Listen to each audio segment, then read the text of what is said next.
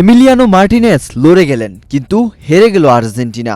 বিশ্বকাপের ফাইনালে স্পেন যে দাপট দেখিয়েছে, তাতে শিরোপা যে তাদের প্রাপ্য, সে কথা অকপটে যে কেউ স্বীকার করবে। মেসির আর্জেন্টিনাকে কাঁদিয়ে 16 বছর পর আবারও বিশ্ব চ্যাম্পিয়ন স্পেন। দাপুটে ফুটবল খেলেই নাটকীয় এক ফাইনালে 16 বছরের অপেক্ষার অবসান ঘটালো লুইস দে লা ফুয়েন্তের শিষ্যরা।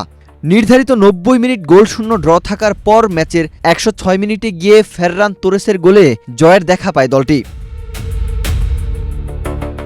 শুরু থেকেই ম্যাচের নিয়ন্ত্রণ ছিল স্পেনের হাতে। প্রতি সপ্তাহে সর্বোচ্চবার বিকাশ পেমেন্টে 50 জন হবেন পেমেন্ট চ্যাম্পিয়ন। জিতে নিন টিভি সহ আকর্ষণীয় সব প্রাইজ। দলটির স্পষ্ট আধিপত্য ছিল চোখে পড়ার মতো।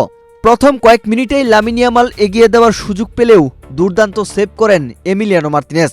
এরপর একের পর এক আক্রমণে আর্জেন্টিনাকে চাপে রাখে স্পেন। প্রথমার্ধে বলের দখল ছিল 65%, পাস 363টি আর লক্ষ্যে 2টি শট। অন্যদিকে বিশ্ব চ্যাম্পিয়ন আর্জেন্টিনা প্রথম 45 মিনিটে একটি শটও নিতে পারেনি। দ্বিতীয়ার্ধেও বদলায়নি দৃশ্যপট।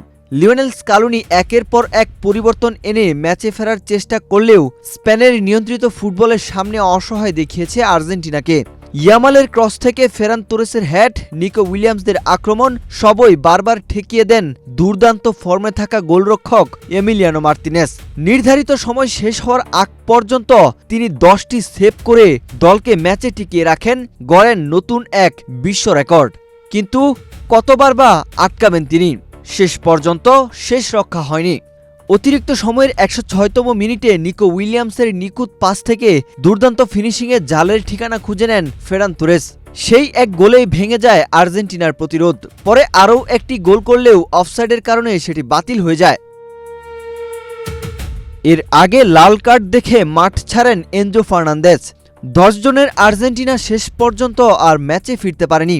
পুরো ম্যাচে স্পেনের দাপটের প্রমাণ মিলেছে পরিসংখ্যানেও। প্রথমার্ধে একটি শটও নিতে পারেনি আর্জেন্টিনা। এমনকি 90 মিনিট শেষে তাদের বল দখল ছিল মাত্র 34%, যা বিশ্বকাপে তাদের সর্বনিম্নগুলোর একটি। অবশেষে 16 বছরের অপেক্ষার অবসান ঘটিয়ে আবারও বিশ্ব ফুটবলের মুকুট পড়ল স্পেন।